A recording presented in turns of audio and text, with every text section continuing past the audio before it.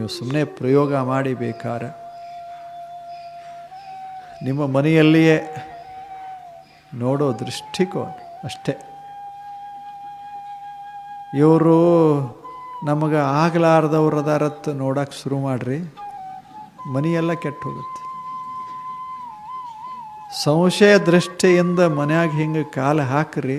ನಿಮ್ಮ ಗೆಳೆಯ ಹೇಳಿರ್ತಾನೆ, ಏನು ನೀ ಆಫೀಸ್ದಾಗ ಕೂಡ್ತಿ, ಮನ್ಯಾಗ ಏನೇನು ನಡೆದದ ನಿನಗೇನು ಗೊತ್ತು ಇಟ್ಟು ಅಂದವ ಹೋಗ್ತಾನೆ.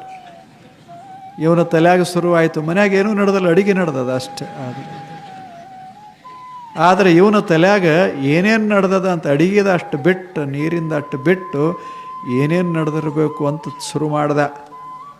ಮನೆಗೆ ಯಾರು ಬಂದಿರಬೇಕು, ಏನು ಒಯ್ದಿರಬೇಕು, ಎಲ್ಲ ಶುರು. ನನ್ನ ಬಗ್ಗೆ ಏನೋ ಅದ ನಡೆದದ, ಮನ್ಯಾಗ ನನ್ನ ವಿರುದ್ಧ ನಡೆದದ. ಹಿಂಗೆ ಮಾಡಿ ಮನೆಗೆ ಬಂದ. ಮನೆ ಹೆಂಗೆ ಕಂಡತು, ಒಂಥರ ಕಾಣಕ್ಕೆ ಶುರುವಾಯ್ತು. ಮತ್ತು ಎಲ್ಲರೂ ಹಂಗದಾರ, ಅವರು ನಗ್ತಾರೆ.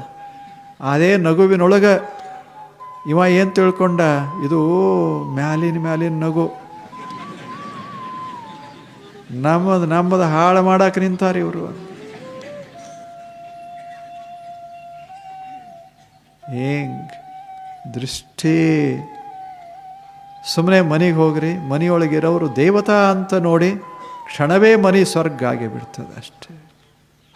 ನೋಡೋ ದೃಷ್ಟಿಕೋನ ಎಷ್ಟು ನಮ್ಮ ಕೈಯೊಳಗದ ಜಗತ್ತನ್ನು ಸ್ವರ್ಗ ಮಾಡೋದು, ಜಗತ್ತನ್ನು ನರಕ ಮಾಡೋದು.